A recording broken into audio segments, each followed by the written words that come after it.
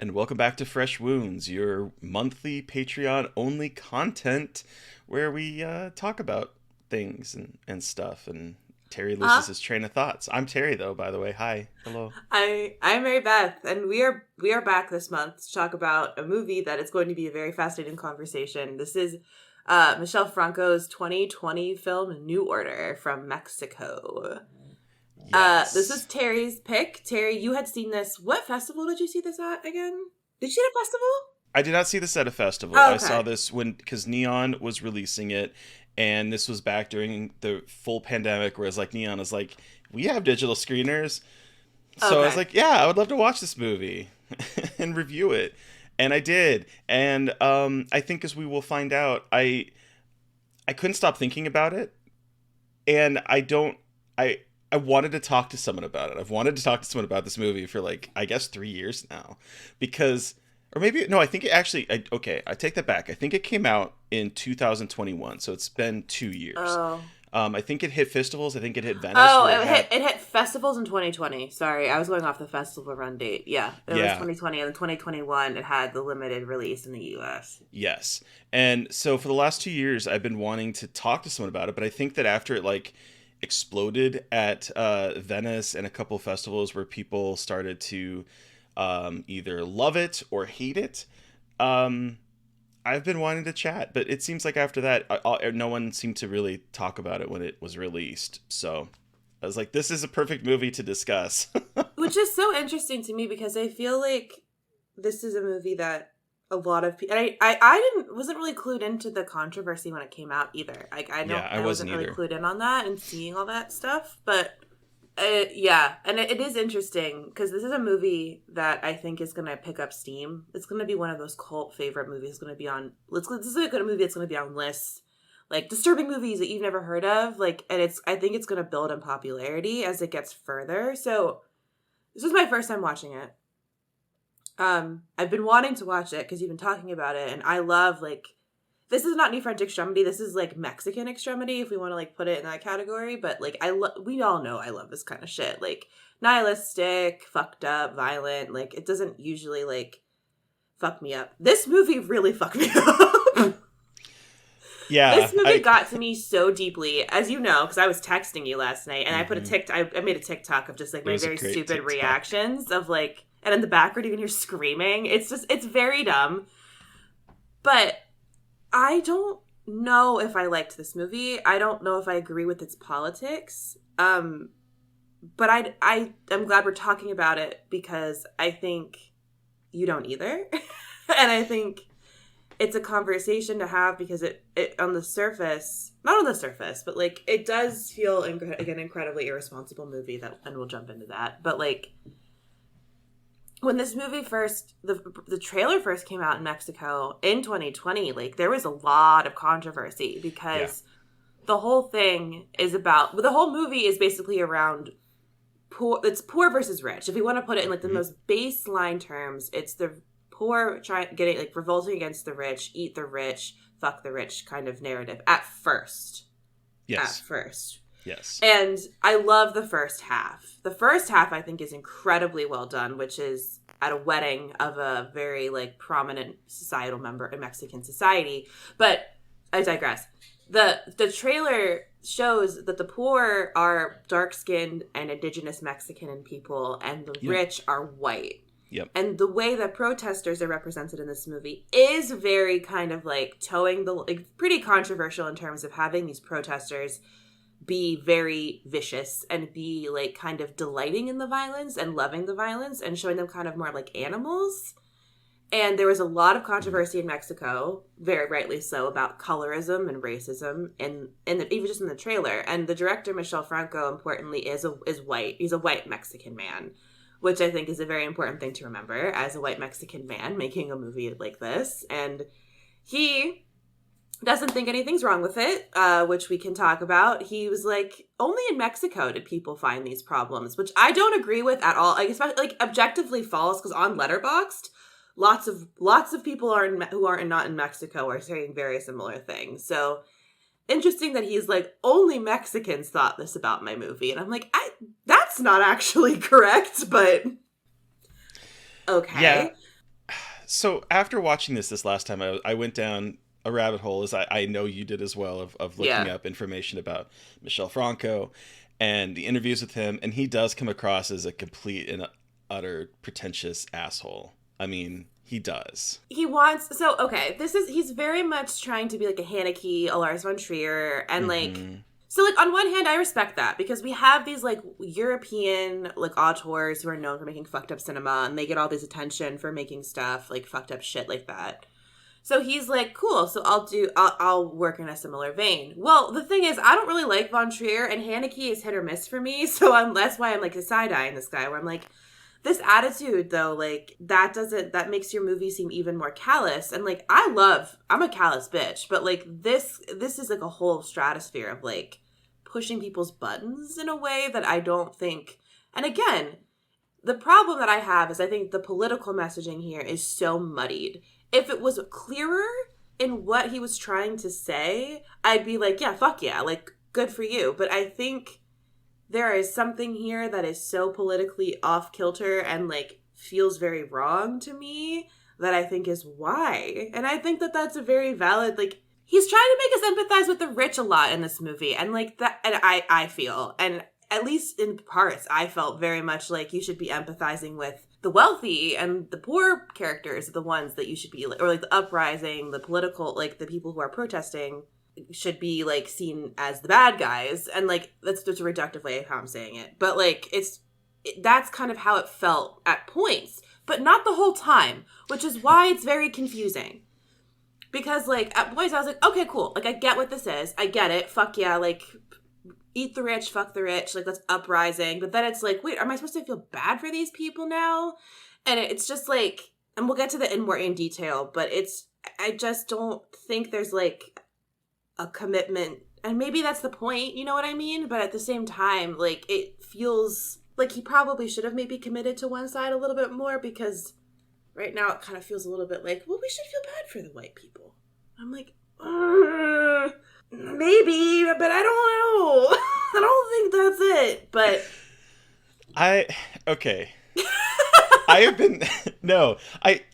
You are. It's funny because you were wrestling with the same things that I was wrestling with when I was reviewing this back in 2021. Because this movie came out so quick, so close to. I mean, not really, because I think. So it came out within like a couple years of Parasite, and Parasite is like the fucking Parasite comparisons online. I'm like, I don't know if we can compare these two though. I just don't think these are comparable. They are and they aren't. Whatever. Sorry, I think the theme is very comparable because both of these movies are about the cyclical nature in which the ruling class or fascism or whatever that kind of thing is able to kind of perpetuate itself even when something is to upset the status quo. And so and because of that, I find it probably the most nihilistic and bleak film I've seen, because it's like everything sucks, there's nothing you can do about it, we're all fucked. Yeah. Is basically what this is saying in a macro level, not like on a micro level, but like on a macro.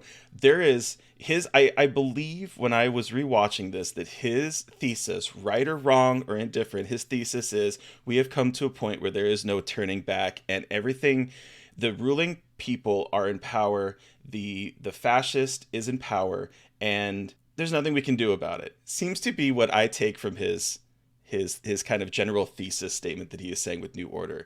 Because by the end of the movie, when the title comes up in the credits, it's backwards. And so it's almost as if if this New Order isn't new. It's something that has existed throughout time, and it is going to keep the people that are subjugated are going to continue to be subjugated, which is an incredibly bleak, incredibly nihilistic ending, to which I don't know if I've ever seen a movie be that sort of like, there's nothing you can do. Yeah, and like in reading an interview with him, he's like, I think he was trying to be like, this is what's going to happen if we don't change things. But I'm like, I don't think you think change is possible, though, because the whole point of this movie is there isn't a whole uprising against the government that's then squashed, and then the military is like, sick, like, let's just do a dictatorship now. Like, again, that is very, very reductive into what I'm saying, but it is exactly what happens. Like, the whole the first half of the movie is this political uprising of basically like the downtrodden like working class populations of Mexico. They're uprising against the rich who have squashed them for years. And there is an incredibly like from like a skin color standpoint, like white Mexicans versus dark skinned Mexicans, and like that's a big part of this too, because all of the rich people that we see in this house at this wedding that we start off with are white, and all of the help, like, you know, as people call them, are darker skinned Mexicans, like the people that like the grounds people, everything. And so they set up that, especially, you know, speaking of Parasite, like think about the end party. It's like the end party and then what happens after the end party, but not like in a nice like Bong Joon-ho kind of deeply melancholic way, but in the like a what if someone had a lot of guns kind of way, and like instead of just one person, it's like a whole society. So I do see that. I saw someone say something similar about how this is like if Parasite like kept going after that party, and like it was a bigger political, it was a much more like expansive narrative and not just a like more interpersonal kind of look, because this does function on a much larger scale than a lot of other kind of indictments of like more popular indictments of wealth disparity and like kind of those dynamics. Yeah, so it's what you just said kind of just locked something in my head, because I think the difference here between these two movies really is I think Bong Joon-ho has empathy. And I don't think Michel Franco does, at least based on this movie alone. Like his movies are very confronting. So yeah, one of them is about incest between a brother and sister. Yes. I was like, that's exactly how I was like, okay, so you are trying to be like the European, like that sounds I'm not like saying like he's trying to be European, that's like that sounds terrible in like terms of him being a Mexican man, but like he is working in the similar kind of like veins of those bigger like the European auteurs, which on one hand great, because I think we don't hear a lot about Mexican auteurs who are doing fucked up shit. So like on one hand, fucking great. On the other, good God, the movies that this man makes. So there's Daniel and Anna, a sibling incest drama. There's After Lucia, which is about bullying, and it's called A Bullying Nightmare. There's end-of-life caregiver drama, Chronic. So, like, these are all, like, he takes hot-button issues or things that, you know, are confronting and just sort of, like, picks at them a bit. I've not seen, this is the only movie of his I've seen. Yeah. So I don't really have any other comparison other than everything that I have read has said that this is, like, almost like his blockbuster movie. Like, this is a bigger movie than the things he typically focuses on. Like, maybe Dana and Anna, or to give kind of comparison point, I have a feeling that his other movies are more like the first act of New Order, where it's set in one location and it's like this party that is unraveling in front of him. Like, I have a feeling that's sort of like the scale that he typically operates in. And so this is like a big movie in that it's tackling a huge area. Yeah. And just to go back to what he was talking about after like the backlash about this movie, he Michel Franco himself claimed reverse racism against himself. Like, people were being reverse racist. Oh, no. Yeah, he said that there was reverse racism because they were like, because people were upset that he was using dark-skinned indigenous Mexican people as villains in the trailer, and especially in the trailer. And I think that like that can be extended to the discussion of the film itself, not just the trailer. But that I saw that and was like, oh God, so he's that kind of person, like, who will claim like reverse racism and perhaps not interrogate his own position as a person in making movies like this. That's frustrating to hear. Yeah. Like, claiming reverse racism, and like he had an interview with IndieWire, because he just had a new movie recently come out called Sundown. With Tim Roth, which is his third movie with Tim Roth. Like, he works with Tim Roth a lot, and Tim Roth also works with Michael Haneke. I don't know why I'm on like the Michael Haneke comparison right now, but I think it's apt though. But he basically was saying that he like knew that there was going to be criticism, but only in Mexico. And he said, I didn't take the criticism seriously at all. Like, okay. But sure. And again, this is why we are both saying, this is me addressing the listener, that he is like kind of a fuckboy a little bit. Like is giving off the vibe of being kind of a filmmaker fuckboy in terms of not understanding criticism about his art in a way that I think is appropriate. I think that criticism of this is okay. And he was like, I was expecting it. I'm like, well then, what? Yeah. Because I think this movie, the thing that I'm struggling so much with this movie is that it is 88 minutes and it is incredibly dense and complicated, which is a very impressive, again, another impressive feat. And like, I will talk more about the technical aspects of the movie as well, because I think it's very beautifully filmed. But I think the problem here is, I'm sorry, my contact is having an issue. The problem here arises in like, this movie is kind of split into three kind of pretty distinct acts.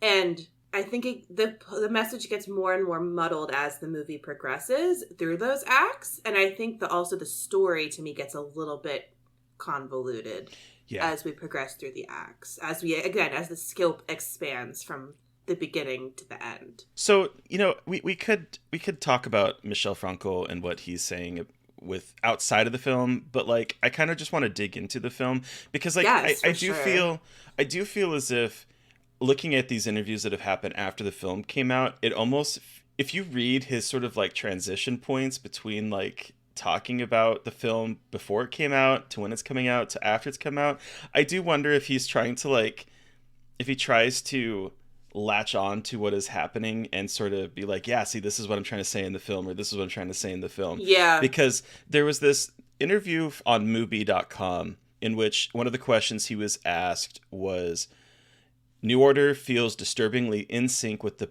pestilential times we live in. I was curious to hear whether all the protests we witnessed over the years you worked on the script, because he worked on the script since 2014. He's been working on this for a long time. Ended up shaping your project in any way. And his response was, they didn't change or influence the film, strictly speaking. It was more of a case of us realizing we were on the right track, that the project was urgent and worth it. But I mean, just picture it. My DOP stranded in France as we watched protesters take to the streets everywhere around the world. We used to tell each other we didn't need to film anything else. All we needed was happening right on our doorstep. And then Black Lives Matter kicked off. There are moments in this film that look like footage cribbed from those marches. In another interview with BFI, which was, I thought, an interesting interview, he says that in New Order, the rich are pawns in a game that everybody loses. And that has been like...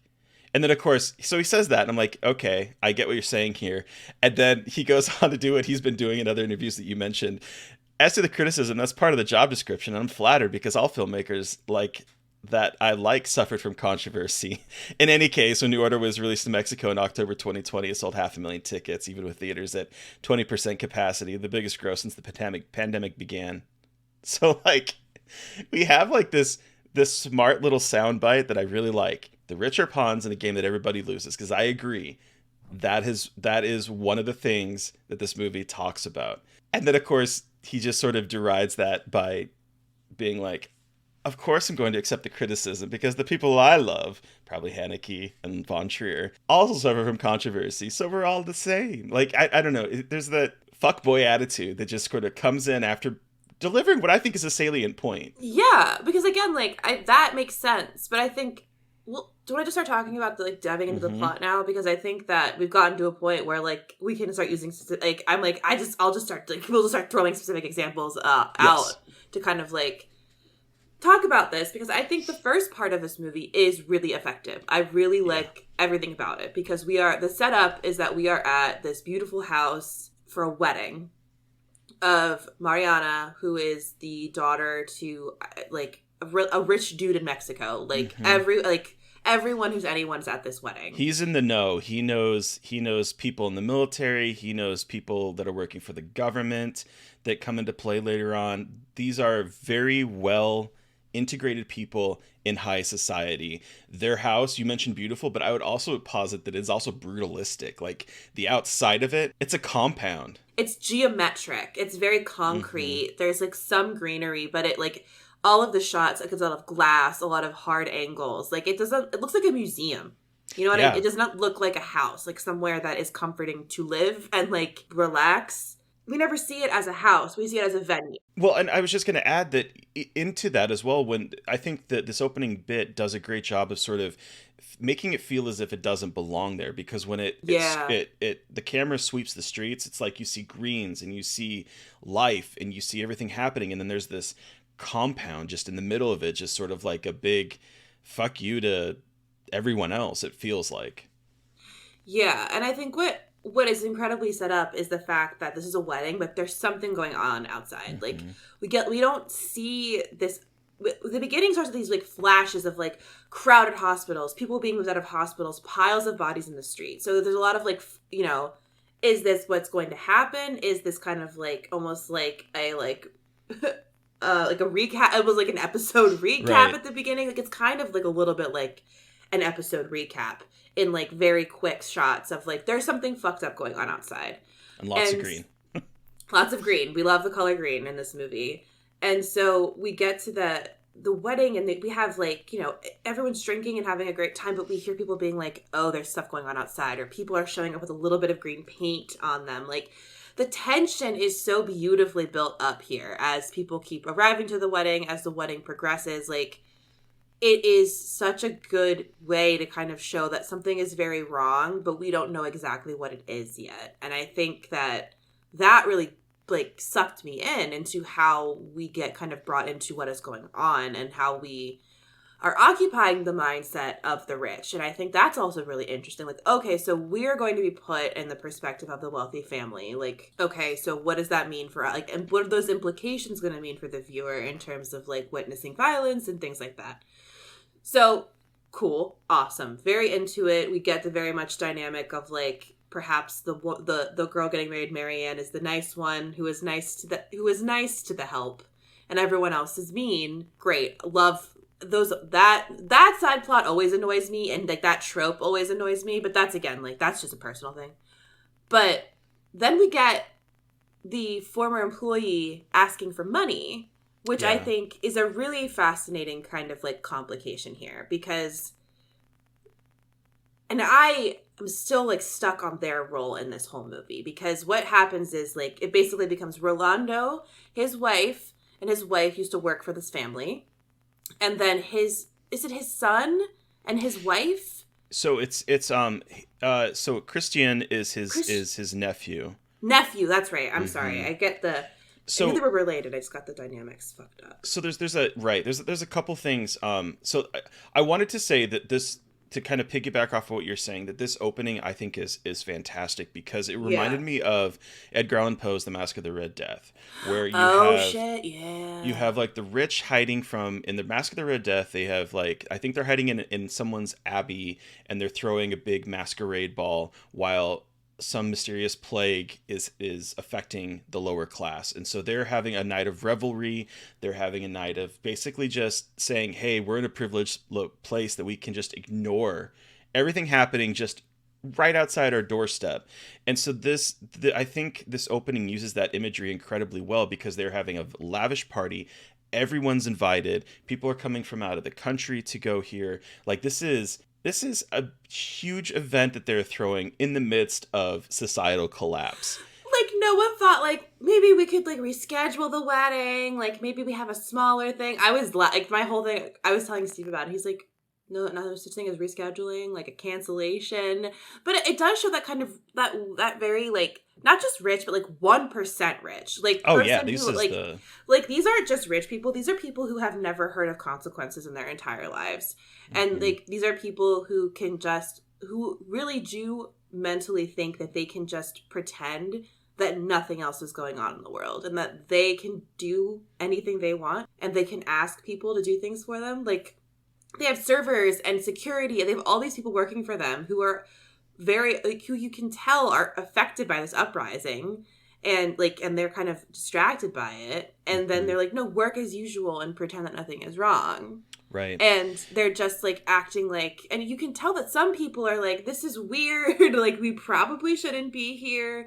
But then other people are like, fuck it, let's just like drink and smoke a bunch of cigarettes. Like, who cares? Like, we can't be touched here. We have security. But guess who runs security? Yeah. The people that are downtrodden. Like, I wonder how that's going to end up for you, Buttercup. Like, And even in this opening, the I think Franco does a good job of subtly setting class lines even within this small ecosystem. oh yeah, So we have the rich, we have everyone there, and then right underneath it we have people like Christian and Marta.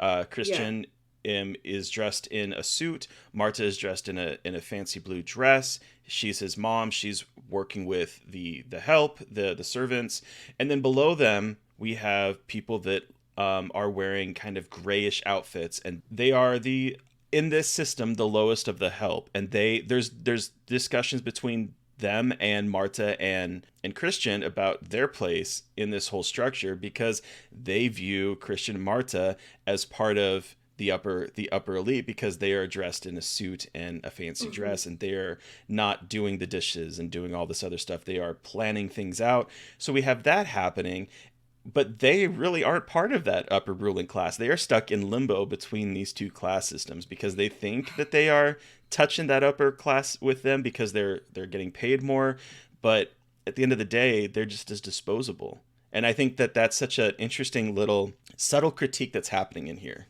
Well, and I think that their characters are the most complicated in this whole movie, Oh and I yeah. get really upset with how they treat these characters, like what happens with these characters. Not like I'm sad what happens to them, but I think I'm more enraged about the treatment of them script wise and like the Okay. development of the characters. And I won't go too like we'll talk about that later, but like Yeah, I do really want to hear about that. yeah. So just like as a foreshadowing, I think that the agency that they are maybe given a little bit of this is taken away in a way that I think is ridiculous. Is like in a way that doesn't that may would you would think might make sense in terms of like agency removal, but I think like we'll talk a little bit more about that. Whatever. Okay. Because they are trying to exist, Christian and Marta, in a cycle that is vicious, and that the only like they need to live, and if they can make their way up in this cycle by making nice with the white people, they're gonna try. And I think. Yep. That's difficult because then it's like, are you a traitor? Like, what are you? And you're like, but you're just trying to live. And so there's this really interesting tension between survival and like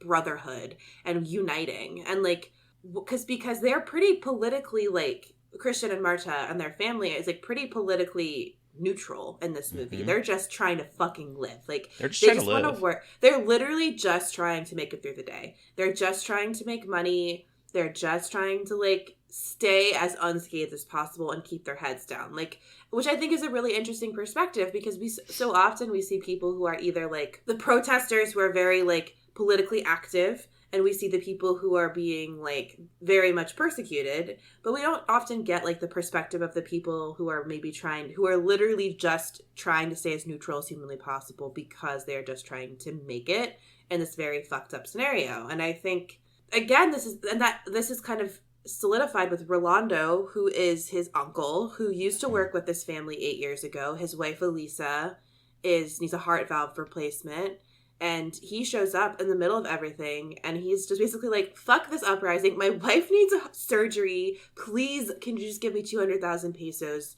she's dying, we need help, I don't know where else to go. And like introduces this conflict that like at first you're like, is this some kind of ruse? Like, is this some kind of trick?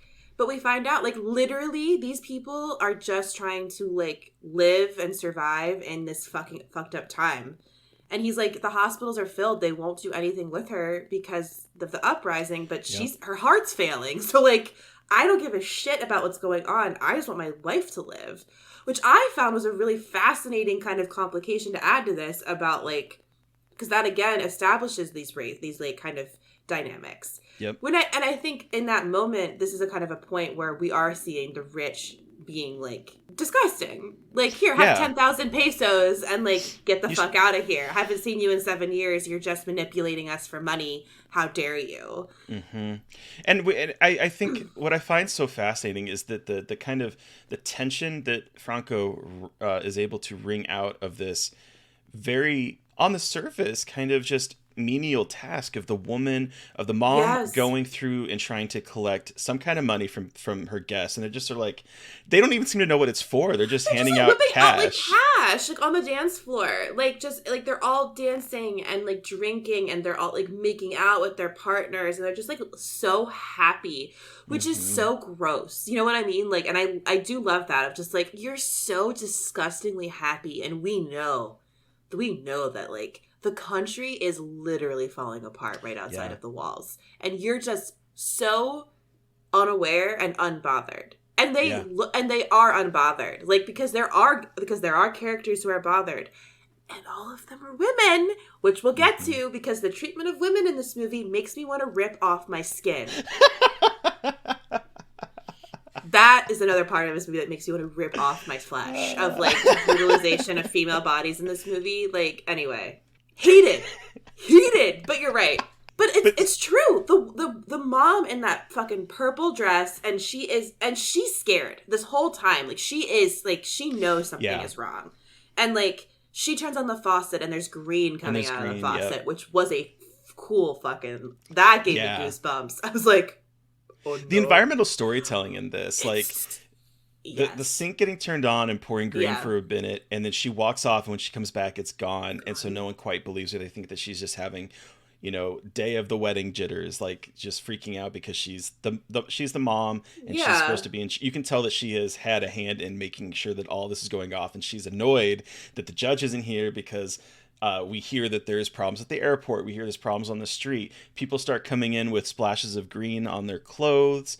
People start problems.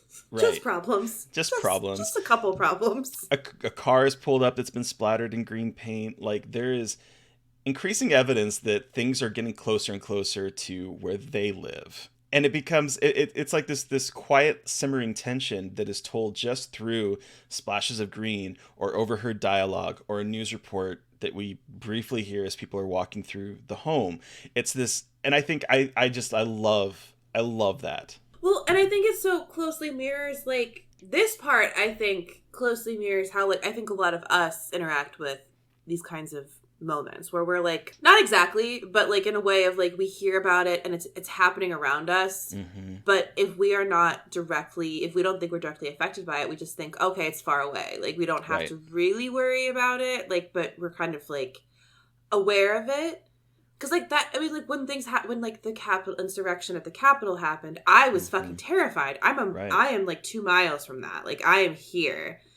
And you're always, but then, you know, when things are a little bit further away, you're clued in, but you're not as concerned because you're farther away, and it's easier to kind of like out of sight, out of mind it, which isn't a great way to do it. But here we are in the year of our Lord 2023, and that's kind of, and I think that this movie does capture that, and obviously puts it in like the privilege, a much more privileged context. Yeah, I would say that these people are a bit more less self-aware. Oh, I know. I just think it does reflect the kind of existence of knowing there's violence everywhere, but like the like not wanting to pay attention to it purposefully because it's, and then here it's inconvenient. It's not because it's like a lot of it is inconvenience is really what it comes down to. They're waiting for that judge, and the judge finally shows up, and she's like, I have another wedding at 6. And I'm like, do you not see the country fucking falling apart? Oh my God. Well, and then we have our darling Marianne, who, her wedding outfit, bright red suit, incredible. 10 out of 10. Like, because I wasn't sure it was a wedding at first. I was like, that's not a wedding out. That's not a traditional wedding outfit. And I was like, respect. Love that. Anyway, she leaves the house because she wants to give the money to get the surgery for Elisa. Because once again, we have like the nice white lady, the white. And I think there is some white savior kind of critique later that we'll talk about. But she's got that white savior complex of like, I'll leave the house and not having a sense of the danger. Like, I'll drive her to the hospital. Like, really well-intentioned, but gives it, again, the vibes of white people going to war zones thinking, I'll save the world with absolutely zero idea of what they're walking into. Like, no context of like, it'll be fine. Like, they'll listen to me. I'm rich. And like, and again, she's well-intentioned, but she's incredibly naive in terms of like what she's doing. Also, she left her own wedding to do that. And it's supposed to be like, good for you. And it's like, bitch, what? It's like, you couldn't catch me doing that. Well, That sounds so shitty. Like, I understand, but like, anyway, never mind. What I also think this movie does incredibly well is the way it plays with time and how long things are taking or not taking. Yeah. Because yeah. we see her moving through the crowd after her mom has collected 35,000 pesos and he needs 200,000, and she just sort of tries to pass him off, and then she goes through and starts trying to go through the crowd, trying to get to her safe that has the money that belongs to her, but her family's changed the lock. Like, we're seeing this, but it's not taking a whole lot of time in movie. And all of a sudden, when she comes out to go talk to Rolando, it's been 20 minutes. And so it's almost like it's almost like how long did you walk through the house? And it's almost as if like you start to think, well, did you forget about him almost, because it's been 20 minutes. Yeah. And by that time he's gone. And so there's this way that it plays with time, and that continues even more as we get further, where it's like it's I don't know, it's really interesting and disconcerting. Well, and like that happens later, like you said, like you're like, oh, it's been a month. Oh, it's been this long. Like later in the movie, there's like really interesting plays with time that are confusing, that I think are confusing, and maybe they're purposely confusing, but to the point where I'm like, I'm not sure. But regardless, like it does, the playing with time is really fascinating with this movie. Because again, like, you know, you're in a wedding, you get distracted and you don't think about it, and you know, like the other big point of environmental storytelling that's happening is there's this picture on the wall, a painting. And I don't know how I figured out what painting it was. I can't remember. But I did find out what painting it was back when I wrote my review. And it's by Omar Rodriguez -Graham. And it's called Solo los muertos han visto el final de la guerra. Only the dead see the end of the war is the name of that painting. That's not at all very pointed and very subtle. I guess subtle if you don't know what it is, if you don't know the painting. But once you know the painting, you're like, doesn't the movie open on that painting too? I think it does. The opening shot is that painting, right? The opening shot is that painting. It painting. just tells you the whole movie right at the beginning. That painting gets defaced later when the insurgents, the protesters, manage to get over the walls. Yeah. So I think that it is heavy-handed once you like hear the name of the painting. However, I do think that it really encompasses what this movie is about. It's like the idea that like war is not going to end. The only way it ends for anyone is if you're no longer involved in it because you are dead. Yep. Again, the most nihilistic shit. It is. Well, and then like and then the tension breaks as they're like they're. I love how this happens when they're talking and they start. You see the dad look over and yell. You don't see it at first. He's like, "We haven't done anything to you." LOL. Like, get out of here. Like, we haven't done anything. And the camera pans over to the wall, and there are insurgents climbing over the wall. And they are like, and they are not, and like they just get fucking started. Like, they just start shooting. People are getting shot. People are dying. Like, and this is like this really huge moment of violence happens. And it's all pretty contained in the house, which is, and it's like, but even though it's contained in the house is huge. Like we were saying, a compound. So there's so many people. And what happens is this like it's fucking relentless, bloody spectacle of people. And this is where things started turning a little bit for me, where I was a little confused. Because so this is where we start seeing insurgents killing, stealing, and like torturing. Torture might be a strong word, but like they have taken control and they are like wreaking havoc. What bothers me a lot here is there's a moment where we see one of the women in gray, one of the helpers, in a closet, gleefully cackling and shoving as much like stuff into a bag as possible, while someone is killing the mother, who we saw in like the purple, who is putting her head like a gun to her head to get into the safe, and then then shoots her. So again, a character like this is a kill your like this is a movie that will like don't get attached to anybody because they're absolutely. So seeing that this woman cackling and like shoving things in a bag and like laughing about stealing, I think to me was what I was like, uh-oh, what is happening here? Because right now you're starting to show me that having her cackling at like seeming and stealing seems like you are making her seem like a much worse person. This isn't just like, and it feels like the commentary we see from people about looters when we have protests. Like, Okay. oh, the looters are out. Like, all they want to do is loot and be violent and steal and, like, take from people. Which I think so often detracts from, like, why these things are happening. And I understand that, like, showing... I think the way that it is presented in terms of, like, cackling and laughing, it makes them feel like cartoon villains in a way that I think is incredibly unproductive and harmful. Because these are rich people who have fucked these people over. And I think on one hand, you could see it as, like, a revenge fantasy. Because I was kind of rooting for, like, a revenge fantasy of people getting to kind of have some kind of catharsis against the oppressors. But that doesn't happen in my perspective. And again, I don't think that Franco wants that catharsis. But the problem here is that you start making these like, poor people into monsters in a way that I think is very irresponsible. Yeah. I think there's two problems that are being highlighted here. The first one is this movie is a slim 88 minutes, right? Yes. It is fast. It is trimmed. There is economy of storytelling, which is normally what I use to say something is good. But here, I think the economy of storytelling is missing out on some context for us. And maybe he doesn't think the context is important. But it's difficult watching this and being like, okay, we are seeing this elite ruling class and we are seeing them talk down to people. Obviously, there is a critique here of the way in which this 1% of the 1%, or however you want to call it, is sees other people that are less than them in their mind.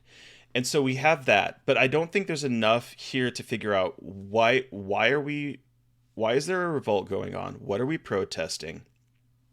It relies on imagery, and I do think I think that this is like a failure on his part, is that I think he was trying to take what is happening in this movie, and yes, it's about Mexico City, but take it to make it feel as if, what am I trying to say? I'm trying to, like, I think he's using visual imagery, particularly of skin color, to make this appropriate wherever it is located in the world. Oh, because so he's trying to make more universal. Yeah, a more universal story. He's not trying to make it political. And I think I agree with that, because it feels like just, and this is from his interviews, so this is kind of like outer context from the movie.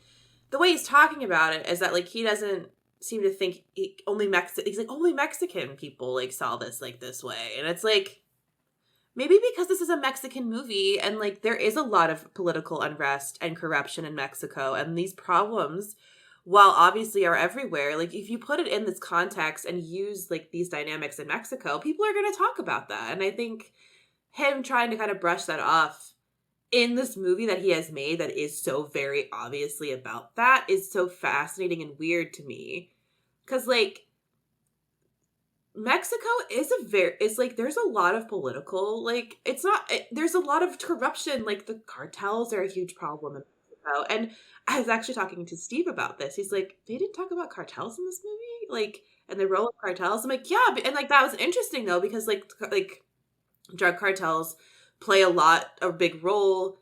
And again, I am not a big, like, political, like, know a lot about politics in Mexico. So please, like, if I am speaking out of pocket, let me know. Like, I'm not like an expert on this, but just, it's hard to not think about Mexico's current cultural context watching this movie, because it's a Mexican, and again, like, it feels like it wants to be universal, but it doesn't. It's too specific to me in certain aspects in terms of, like, dynamics for him to not maybe acknowledge, like, cultural histories in Mexico and things like that. And again, like, I'm not saying he has to have this, like, long exposition dump. And like you said, it's a lean movie. I just think that he misses some context that establishes these dynamics a little bit stronger, and also, like, doesn't make these people look like animalistic villains in a way that is, like, pretty fucked up. Because again, like, we're in this house at this part, we are seeing, like, violence is being inflicted, like, explicitly only on the rich people here. Like, we are seeing rich people get shot left and right, getting, like, hit and yelled at and screamed at, and, like, the power dynamics flip, which is great. But here's the problem: the way that it is filmed and the gaze that we are taking feels very empathetic to the people that are being the rich people, and we are supposed to be thinking poorly of the people who are taking control. And on one hand, I could see a movie where he's trying in this movie to show that everyone is bad, but I don't think he did perhaps So the best job, and maybe thinking about the politics of saying even the people who are downtrodden who want freedom are bad. yeah, I so just ooh, maybe that's again, not the right. I think this comes back Ooh. to I don't think he has empathy, Yeah, I mean, or yeah, at least this movie doesn't have any empathy. And yeah, I think his thesis is that we have gotten to a point where no one seems to care about anyone else. yeah, And I think that is what I yeah. do think that that is what is trying to be. Okay, I'm not saying I agree with it, because I think the politics No, and the way that you yeah. look at it is skewed, particularly when you are having um, people of darker skin cackling as they are stealing from the rich. Like, you're absolutely right. It makes it is almost mustache twirling villain esque It in that is. portrayal. But I do think, right, wrong, or indifferent, I think what he is trying to say is that we have come to a point where no one has empathy for anyone else. And we are in a world where if you have empathy for someone else, it's going to backfire on you. Because we do see characters that have empathy, and Okay. anytime that they do Okay. something good, they get fucked. And Okay. so, like, I Yeah. do think that his general thesis, and again, I think it is incredibly tone deaf. When I was rewatching it last night, and I was able to, like, because the first time I'm watching it, I'm literally trying. Who's that name? Who is this person? There's all these That, characters. that's Who are literally these me. people? Was me being like, wait, how much time has passed? Like, who are you again? Like, what is the exact relationship dynamic here? Like, who are you? Like, So I will anyway. confess that when I first watched this movie and I was reviewing it, I was so busy trying to make sure I had everyone's name right, because again, this Mm, was before there was like a lot of information on IMDb or Wikipedia for character names. yeah. So it's like, and particularly when you are working with people that aren't like well-known names, you're gonna have gray spaces. So I couldn't even look at their picture on IMDb and try to figure out who they were. So I'm sitting here Yeah. trying to get all of this factual information before I can think of my thesis. And so I luckily still had my notes. And so I was able to go back through Oh. and add more in on this watch and really start to like see what he was trying to do. Because the first watch, I'll admit, I was not even paying attention to the difference in skin color. And it was only on this watch that it was Uh like huh. jumping out at me. And that's Mm-hmm. because I was so frantically trying to take notes. Yeah. Yeah. Yeah. And like, again, like, I'm glad that you've watched it multiple times, because again, I watched it once and was trying really hard to like keep track. But there's like, a lot of shit happening in this movie that where it's like it's chaos, and again, that's the point. And like, I think you're right that like he does kind of he's almost like very, not almost, he is explicitly anti-empathy in this movie, especially like anti-empathy when it comes to politics, and like, which is fascinating. Like, I've watched a lot of fucked up shit, but this is perhaps one of the least empathetic movies I've ever seen. And like, that is saying a lot, because I've watched, I mean, good lord. And I think that perhaps is what is so difficult for me with this movie, is that like, and like, maybe that's the hard reality of life and it's hard to confront, but I still think that like the political implications of that with this movie Oh yeah. are very shitty. And like, and I like, on one hand, like, detached, I can appreciate that kind of like anti-empathy nihilistic approach, like misanthropic, like fuck everything, like and again, like, with these nihilistic movies, a lot of the time we see them either like in the past with like World War II when everything was Hmm. fucked, or we see them in like very small micro scenarios where it's like interpersonal and the stakes aren't as high. And I'm thinking like Right. New French Extremity movies where it's like Yes. people fighting each other, but it's not there's not like it's not like a political uprising going on. It's not at the macro level. It's It's more on not the at the micro. yeah, Or it's in the exactly. past. Whereas I think what you're saying is that it's really difficult to see this because this is a nihilist movie about the current and the future. Yeah, It's like, exactly. so Yes. it's, you want to be like, I think that this movie confronts that idea because I think we're both very empathetic people. And I'm an it makes it, empath. Sorry. And it makes it difficult to watch this movie where everyone is out for their own and everyone is trying to destroy the everyone else. It just there's it's a very hard watch. And then when you add the kind of socio-political lens to it of having different colors of skin or different social classes or whatever have you, it complicates this already very deeply confronting movie in ways that I don't necessarily think work in its benefit, I would say. Because I think that there is like a grain of something here of like the world doesn't have empathy like on a very massive level, and like these systems of power have zero empathy. So why should we on a micro level have empathy, which I have a lot of issue with. Like I take too. That's counterproductive to everything I stand for. But. Exactly. And like, but that's this movie. And I think that's why it's confronting. And I think that is important. I do on one hand find that important. Like I do think that it is important for us to be confronted with that. I just think not taking into account the weird racial kind of fucked up stereotypes you're doing here. Like if you had perhaps had people of like darker skin tones and lighter skin tones in both scenarios. You know what I mean? Like, I just feel like there were some very small adjustments that could have been made here that would have, like, perhaps quelled this feeling. But I don't know. Again, like, you know, I'm not a filmmaker. I'm not him. But I just feel like the very pointed use of skin tone in these scenarios is like, buddy, you knew what you were doing. Like, you had to have, you had to, right? Someone had to have fucking told you. There's no way that, like, an entire studio of people did not, like, look at this and be like, like, it's impossible. It's impossible that he didn't, because the way he structures this opening sequence with exactly all of the richer and pastels or bright colors, you have the middle help in tuxes or black suits and like a dark blue dress, and then you have the I'm using these in quotations, the servant level that have more indigenous looks. They have darker hair, they have darker complexions, whereas everyone that's rich has lighter complexions and lighter hair. There is not a single black-haired person in the family. And they look They're European. all lighter. Like they look European. Like they just have a very European look about them. Like you can. It's just like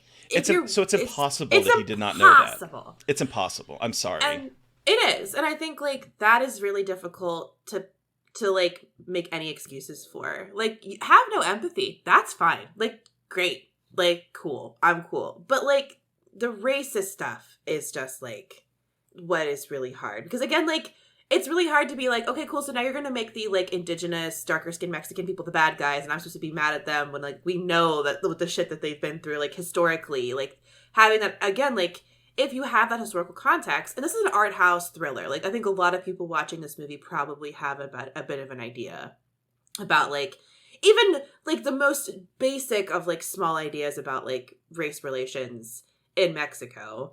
It's like, come on. Like we know like what is happening here. And this it kind of evolves as the film progresses into its like further parts, as like the initial violence ends in the house. But the fucking problem I still have is in the people that get the most fucked up deaths or like have these deaths in the house are women. The mom is shot on the back of the head execution style. The wife, the sister-in-law of Marianne, basically, who is pregnant, we see her shot in her stomach, where she is like her pregnant stomach. And we see that like shots, not like the literal like camera shot of these bodies.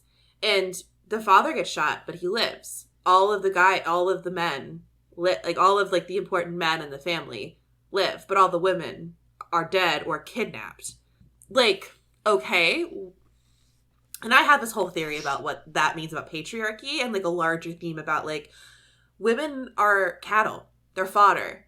And as long as these men who are in places of power are around to call the shots and make decisions and put money in people's pockets, women are disposable. And that continues to happen throughout this movie. Mm-hmm. That women's bodies are brutalized and fucked up and murdered and raped.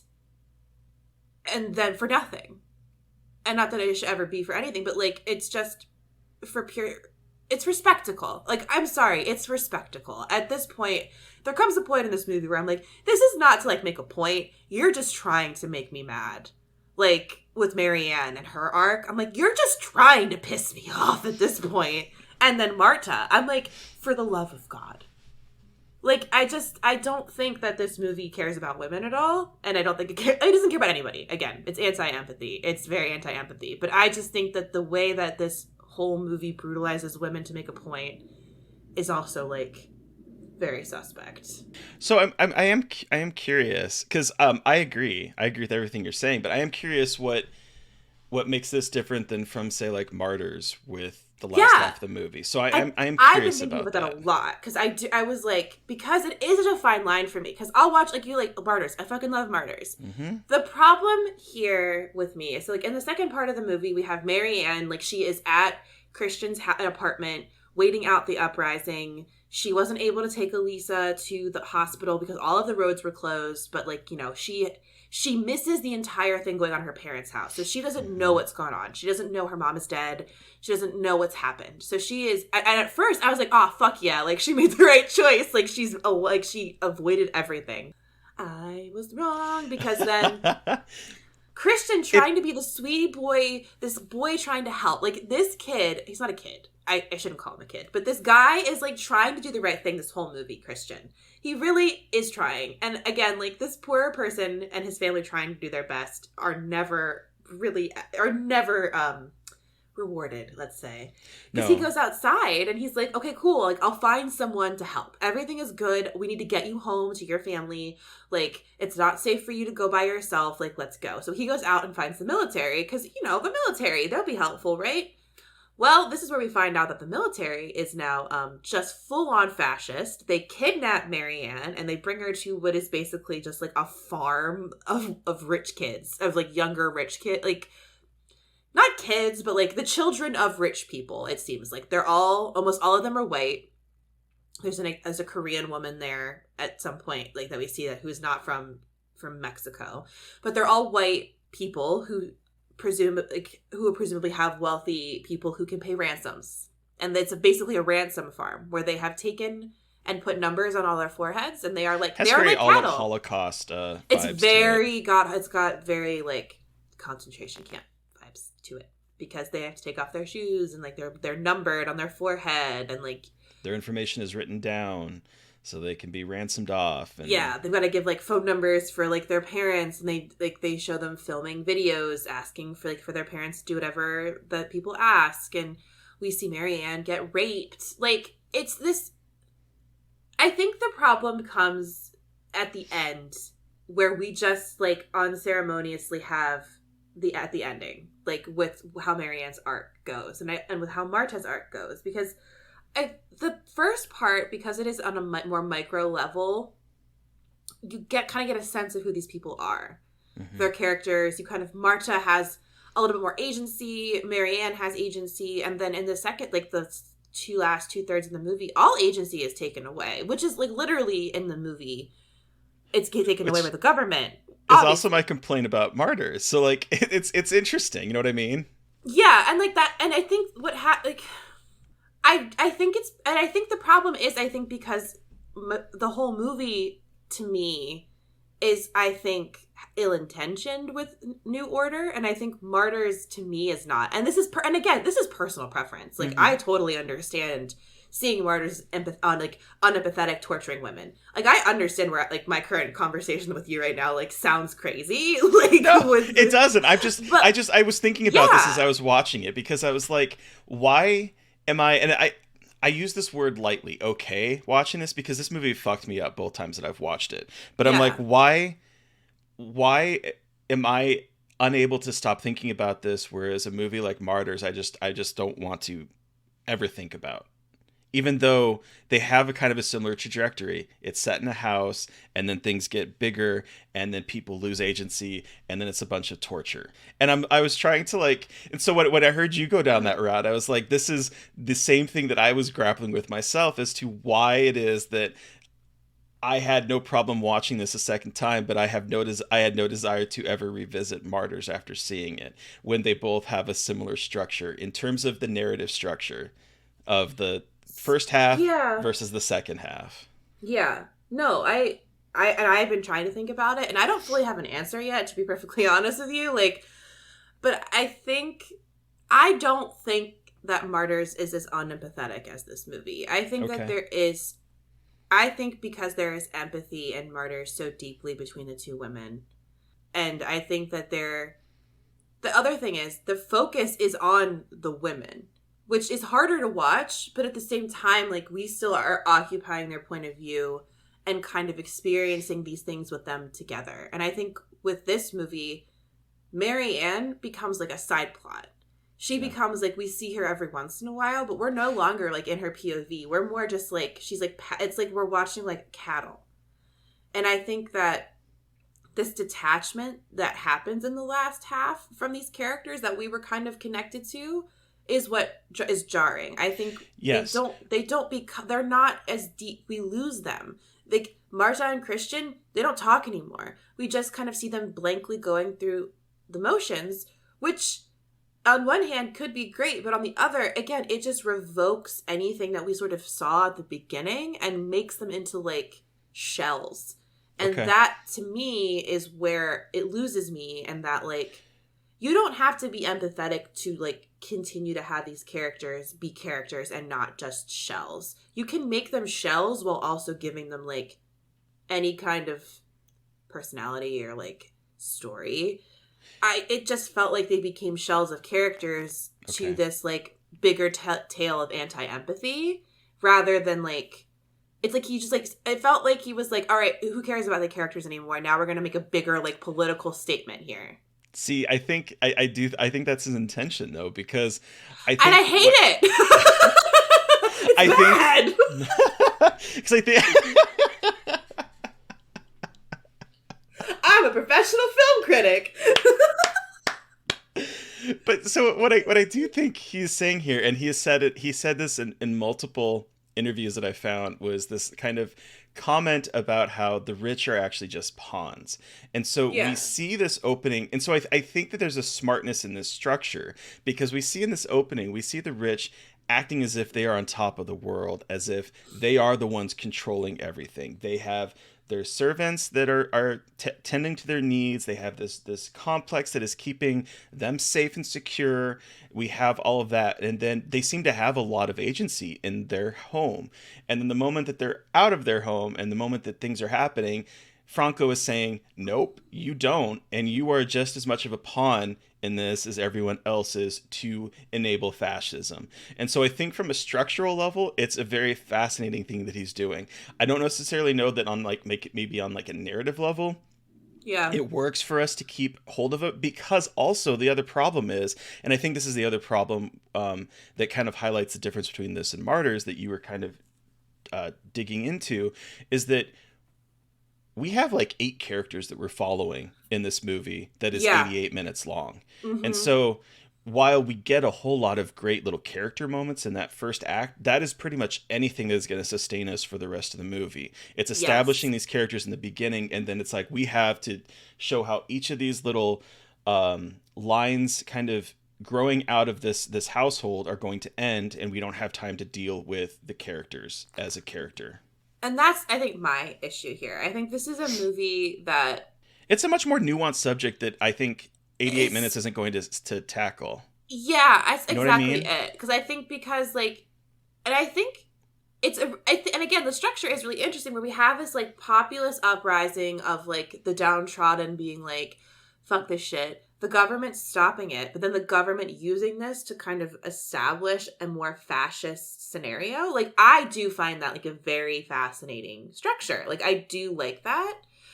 I think it's subtle's not the right word for this movie. I think it's like No. it's not subtle. I'm just because like the subtle taking over is not necessarily it, but I think like when we start getting to that bigger like conversion of the government to being fascist, I think it becomes a little bit confusing. I think it's a little unclear at points, and like again, whatever, fine.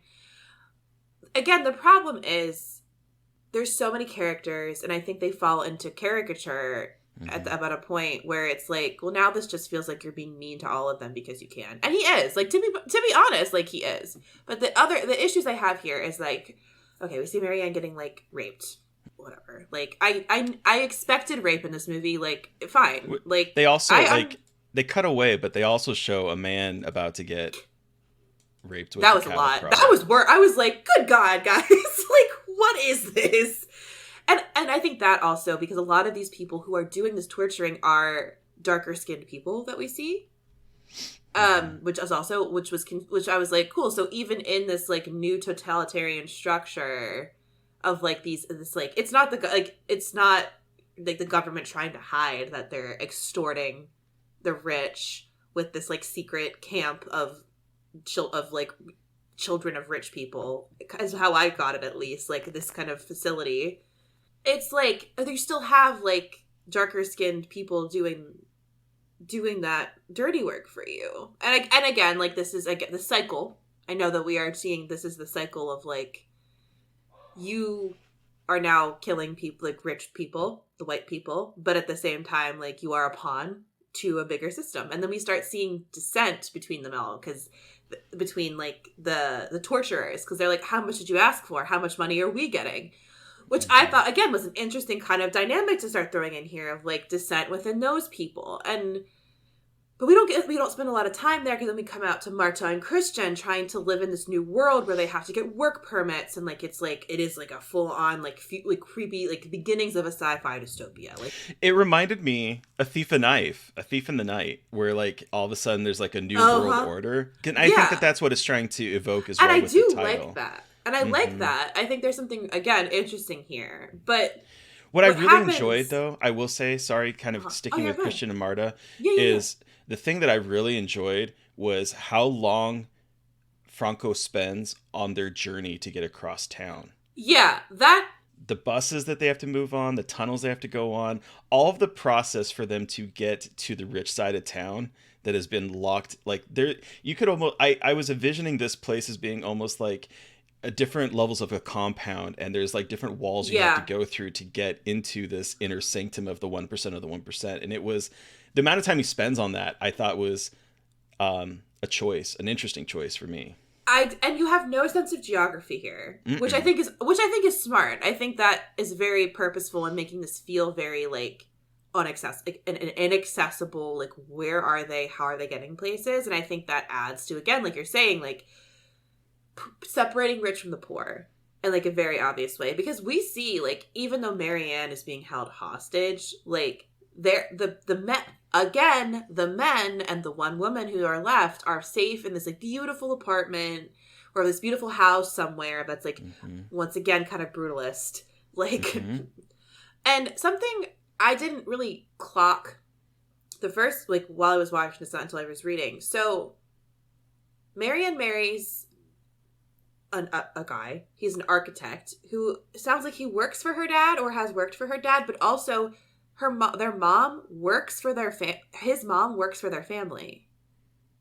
So there are some really weird power dynamics subtly going on there that I wanted more of that, because that was fucking fascinating to me, where it's like she's obvious, like, I got the vibes that she's richer than him. He is marrying into her family, but then his mom is also a part of this dynamic because she is very kind of like flitting around the periphery here.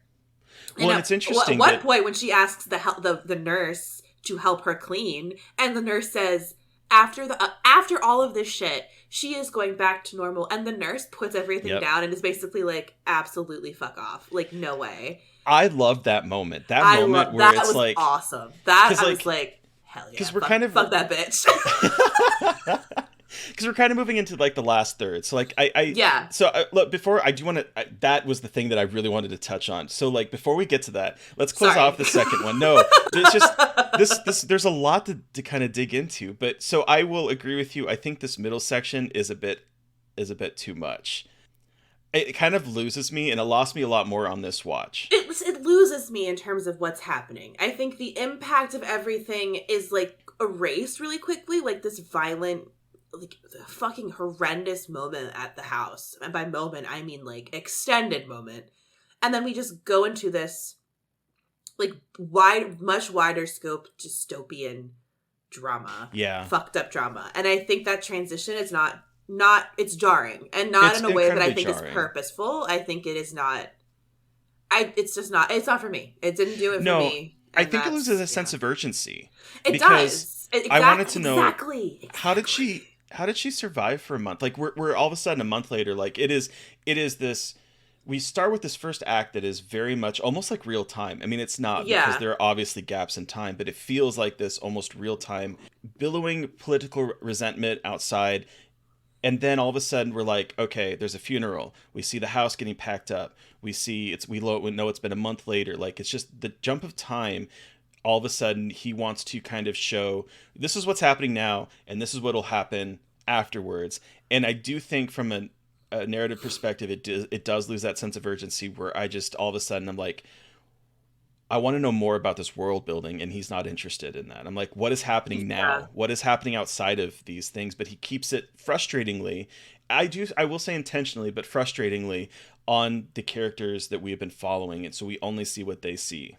Yeah. And And it's like, frustrating, but and I think it removes that sense of urgency, which on one mm-hmm. hand I can see being like the dudes are like, and I say the dudes, it's Marianne's husband, brother, and dad, who is still healing from a gunshot wound. So Convalescing. it's Mm-hmm. like the three of them kind of become a bit of a focus, and they fucking boring. Sorry, like they're Yeah. boring. The only reason I think that we follow them is that we start to get introduced to the top level. So they have Yeah. Victor Hmm. that is getting them in touch with the general, and all of a sudden we see that because they are the rich and the famous, and of the 1% of the 1%, they have these other avenues to which they think that they're privy to, being Victor, who you don't really know who he is, but I kind of get the No. idea that he's up in the government somewhere. Yeah, he's like at the wedding. He like gives them a check at one point, and they talk about and then Marianne at the beginning is like, how many bribes has dad taken from him? Like she talks about Mm-hmm. the bribes, and the mom is like, once you see how much he's given you, you'll like him better. Like that's the vibe of who this dude Mm-hmm. is. Like they're all icky. Like, to put it in a very professional way, they're all icky, and they're sitting around in their new place, kind of like trying to figure out what's going on. They're getting ransom videos and all this stuff, but then it becomes like so. I don't even know. Again, like we've talked about it, like again, and so we move into the third act where it's like kind of everything is going to finally come to a head. And I think this is even more where it loses me, and like where the martyrs kind of comparisons to me, like this is where it really, the ending is what really kind of solidified it as something Okay. that's not for me, because we get the reveal that if you pay the ransom, you're probably not going to go back to your family, and like fair, we all know, like if you've watched most like a movie or like a lot, like a decent amount of movies, you kind of They've understand, seen their like, face. yeah, like this, blah blah blah, but I think what's even harder is that, they get fucking Jesus Christ. Poor Marta and Christian get fucking looped into this and have to help them be the vessels for the ransom. So we all know that that's going to go fucking poorly. And I'm trying to like figure out the best way to like go about talking about this.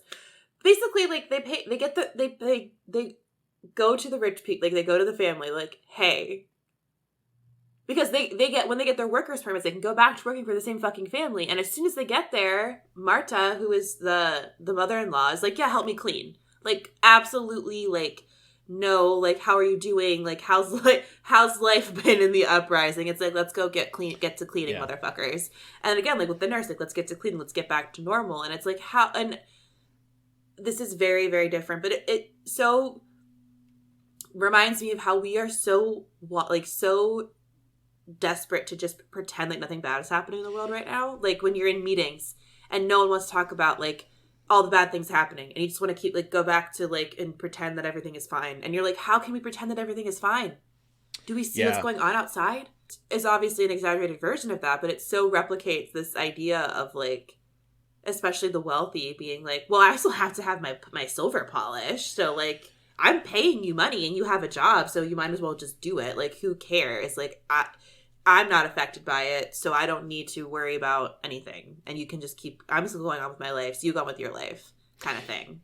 Yeah, and so I find it, I think it's interesting because like this third act is where the movie kind of regains me. In a way. Oh, really? Yes. Because my fucking TikTok is just me flipping off the camera for like most of the last I know. act. It's like, fuck this movie. but So here's the reason why it kind of wins me over again a bit, is because when I first watched this, it was 2021. We're in the Uh-huh. middle of the pandemic. I'm watching this now, and I'm seeing the way in which people can slide back into their old routines without any care, and it gives me like it kind of ties into how I feel about this, about where we're at in the pandemic, where there are people that are just ignoring that anything has ever happened. Like, we've gone Yeah. back to anything that could have been a useful takeaway from this, for instance, wearing masks when you're not feeling good, or Yeah. that kind of stuff. It has, we, for the most part, have ignored that. We've gone back as if the last 3 years nothing happened. And so I see the way that the rich people who are entitled and Yeah. privileged are trying to go back to, hey, I'm now back in control, you help me clean up this mess. And Marta, when you come in here to try to help get our daughter back, or my daughter-in-law back, you're gonna go straight to work. You're gonna come and help me.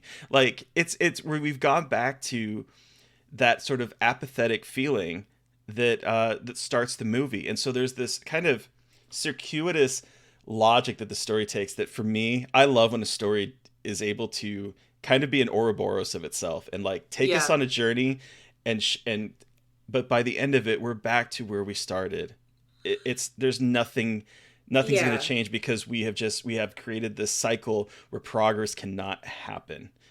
And there's Yeah. something very like writerly about that just like tickles my fancy. And so when we get to this part of everyone getting back to normal, but then we also see in which the military have come in and have basically like solve the problem for them. We're going to make it tied up in a little bit of a knot, that these two people that have done nothing but help this entire movie are going to be blamed for the kidnapping and are going to be shot and hung. We have the daughter of the rich family that has seen all of this and knows what's happening, so we got to end her life. We're going to make it look like just there's something very writerly about the way that it just tightens it up as a bow and says society, that just like really worked for me in a very horrible way, but still. Yeah. I like I do get it. Like, I get that. Oh, I know I you just do. I just think having Mary, like, I think just the problem that I have is like watching all this happen to Marianne and happen to Marta and Christian, and then just like unceremoniously kill them and then credits. Like, it feels like it just happens so fast in a way that Hmm. feels like they don't count. And again, look, it's the point. That's the Their point. fodder. But it's too much for me. I think it is too much. I think Yeah.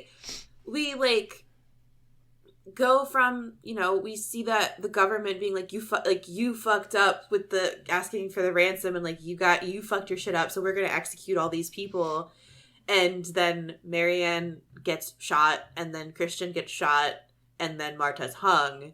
And it just once again is this brutalization of bodies in a way that I feel like it doesn't feel like it has a point. And I think there's a case to be made that there's a point to talk about like political violence, and like we're all cogs in a fucked up machine, and nothing matters, and there's no one is safe, and no one is protected, and there's no such thing as safety. And like, I do appreciate that, but I think there's just something about the way that Franco seems to use it as spectacle rather than as a point, more than anything, to me, is the problem. And I think it's because it is so often we're just seeing primarily like women and men of color being killed, and like women of color and women being hurt. And I think that's the problem here to me, is like in the Martyrs, you're seeing that, but we're focused in on these women, and not to like be this person, but like the madame is also inflicting this violence, and there's like an interesting power dynamic there with the woman inflicting that violence that I think like is a really interesting thing to interrogate. But here it's much more obviously like political violence is very much like targeting these people, these like like much easier to hurt people, and I get that, but it's like, why do I need to see that over and over again, like when I know that like these bodies don't mean anything? And it just, I think it again, it is the political aspect of like Franco maybe not caring about like how these political bodies are affected, and like I think there's a point like of being of having not no empathy, but then like becoming off as incredibly callous to like the struggles that underrepresented people have gone through. And I think because he is white, and I'm white, like I can't, we know, like I can't speak to those problems, but as a woman watching this like white dude do this, it's just a little bit gross to me.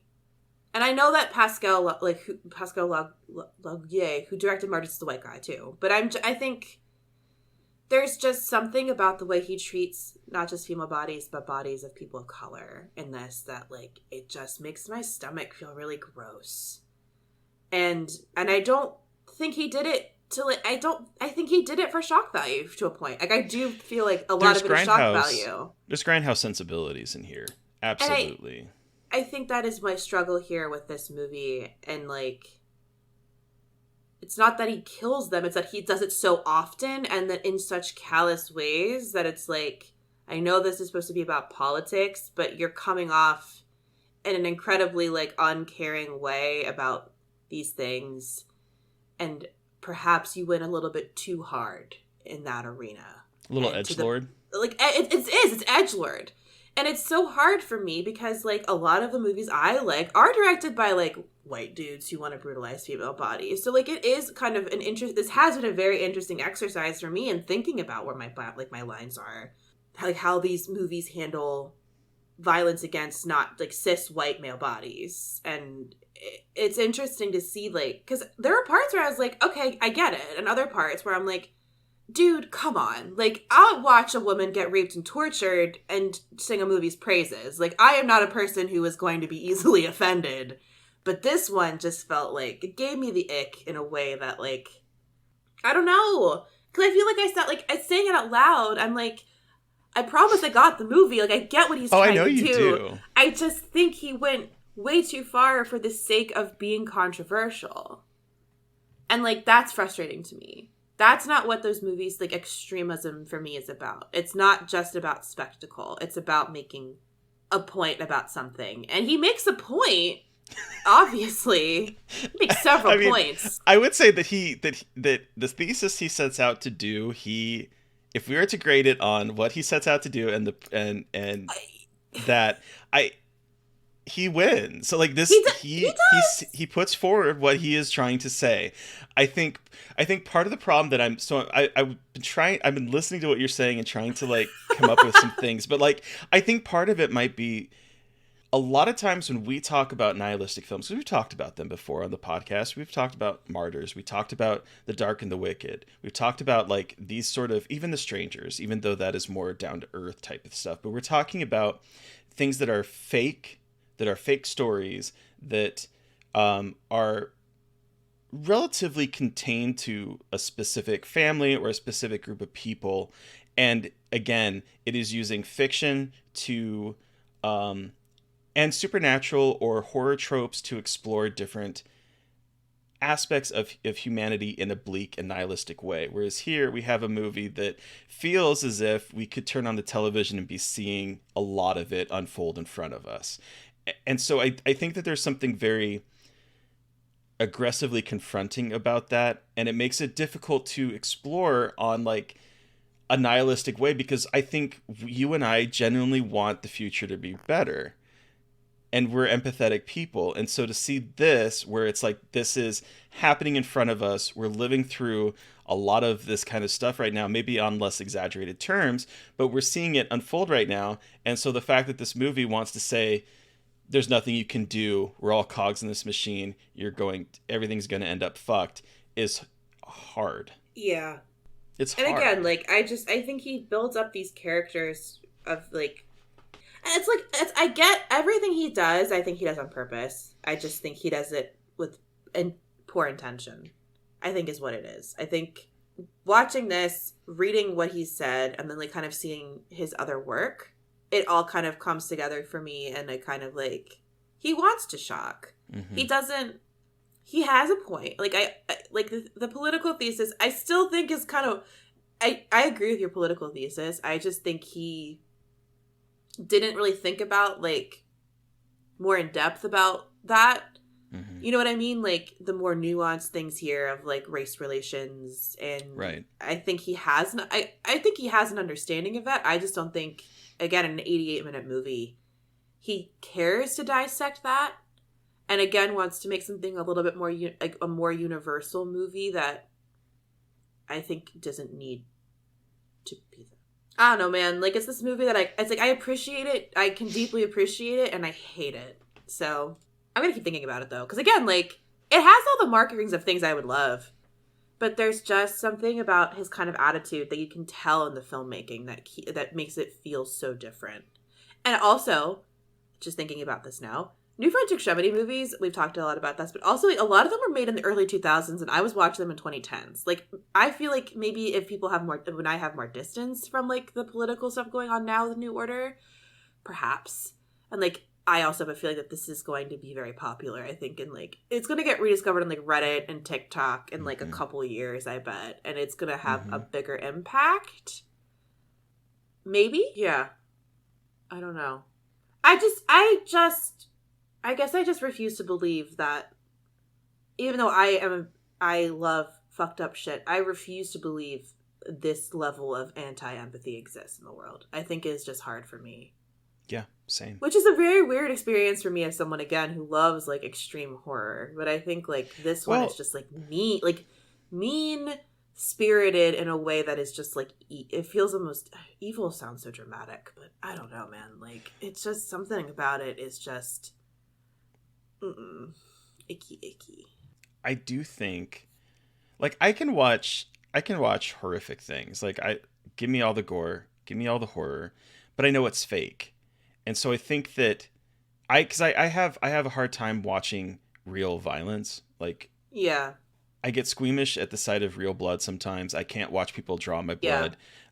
Pimple popper videos or anything like that is like that. I cannot do with anything that is like real life, but watch someone's face explode with the blob and I'm like, yes, like give me that gooiness. Yeah. But the moment that it is real, I put up a wall. And so I do feel like, because he is using, it's fiction, but he's using something that feels plausible in a way, and because it is about a real life thing and it's a real life events that we are seeing unfold across the world, the fact that there is no hope, I think, is what is causing problems for both you and I. Yeah. Because his thesis is not that there's no hope in this movie or there's no hope for this family. It's there is no hope for us as a society. And I just know too many people who are counterproductive too. Yeah, I know so many people who are doing cool things on a level that are intentioned to fix things. I'm not like naive. I know things are fucked up. I know that these systems are absolutely horrendously fucked. I know that we are living in a world where fascist governments are like very, very real and like, I mean, this came out like right at the same time that the insurrection. Yeah, and and I know that there's a lot of other, like, around the world there, in Ukraine there's a lot of shit going on with Russia, and like I haven't lived through anything like that, and like I'm very privileged to say that. I don't think that the world is as dark as this. And I think that his goal was to say that, but I also think he wanted to say it to make people angry. It felt like this was a movie with the intention of like causing some inflammation. And like I can respect that to a point. But on the other hand, like, you really thought that was like a politically responsible thing to do? Like, you really thought that was it? It just, yeah. And I think because, again, of the context we live in now, you made that and we're like, yeah, this is gonna be a good idea. It's just, yeah, man. I don't know. I appreciate it for the most part, but I think Michel Franco is just like kind of an edgelord. Yeah.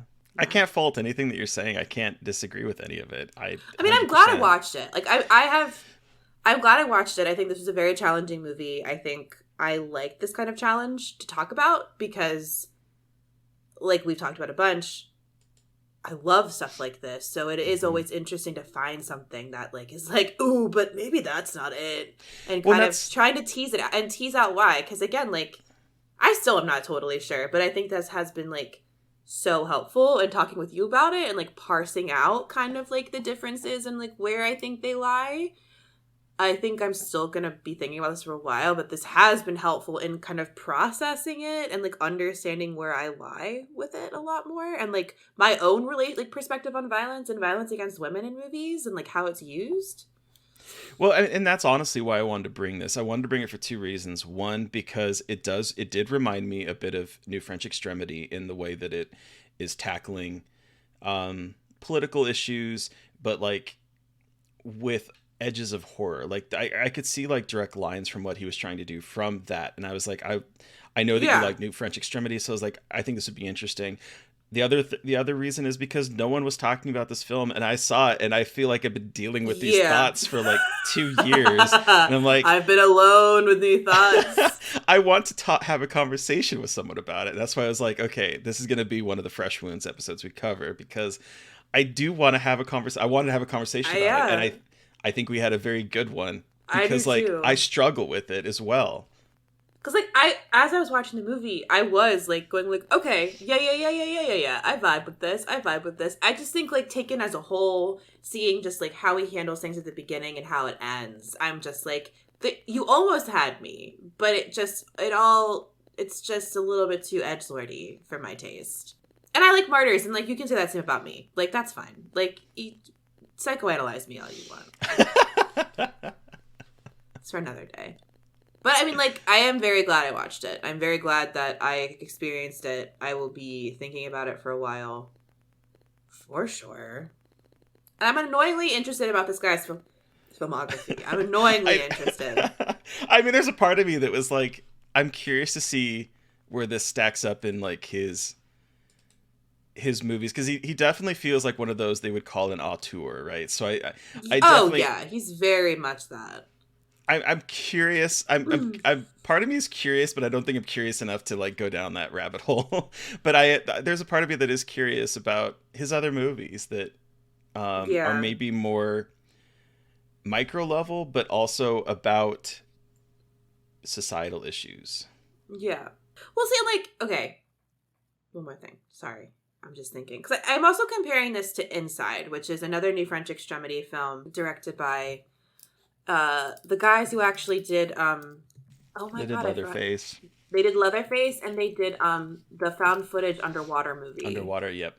So their movie Inside from 2007 is like incredibly fucked up, and it's Hmm. taking place it came out in 2007 in France, but it kind of like is taking place around these revolts and like a lot of stuff going on in politically in France at the time, especially around like the treatment of like French Africans, and there was a lot of like it's not the full movie, but in the background there's a lot of political unrest going on, a lot of riots, and then this movie happens and is tinged with that political situation, like tinged and very much informed by that political context, but it doesn't fully focus on it. And I think that to me is really fascinating, and having the political context inform the horror in this movie, but not necessarily being the entire focus.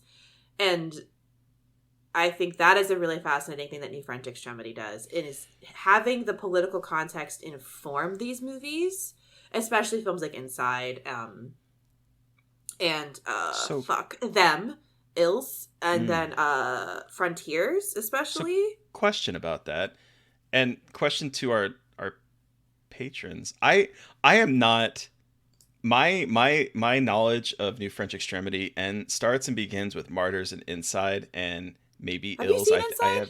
I have seen Inside You've said Inside. once, Okay, you have. long Okay, time okay, ago. Don't remember okay. much about it except the scene. And I have Oh, seen you that one? them. That scene at the end? Yeah, yeah. And I've seen them, but like that is like the and well, I guess high tension, but like that is like all I know about New French Extremity. So would it be interesting to do a New French Extremity series with like Fresh Wounds? I mean, like we all know, I'll take you on a journey. We'll watch 29 Palms. You can watch that one. That's a good one. Okay. I don't know anything No, about. actually, that one's like really niche. But It's so, just listeners, weird. would this be something? Because like, I think we could have good conversations about it. I'll take you. I'll take you on a journey. Sorry, that was a tangent away from finishing up discussion about this one. But yeah, so I don't know. I I don't know think how I it's feel. related. It is. Because I think so. I think that they're very this movie and that movement are very much linked. So if people are interested, have you seen New Order? To our dear Patreon listeners, have you listened to New Order and have thoughts? Watched New Order and have thoughts. You know, what do you think about this movie? What do you think about our discussion? You should let us know in the comments of this Patreon post. You can email us too, and you know where we are on Twitter. But you can put it in the comments of the post. Make sure you're following us on Twitter. I'm at MB McAndrews. I'm at Gaily Dreadful. And of course, you probably already follow the podcast, but you know, just in case, we're at Scarred Podcast on Twitter too. And we are. And thank you so much for supporting us through Patreon. Yay. Patreon? Through Patreon? Thank you for supporting us through Patreon. Thank you for, subscribe to us and downloading all the episodes. If you are listening to this and you don't have Discord information, reach out to us because the Discord links expire after 7 days. But we have a Discord. It's small, but, we have a good time talking and sharing stuff. So if you're listening, join us on Discord. Thank you to Eric Power for our artwork, and thank you to Sean Keller to our music. Thank you to all of our incredible patrons for listening and supporting. Please stay safe out there. Most importantly, stay creepy. And until next time.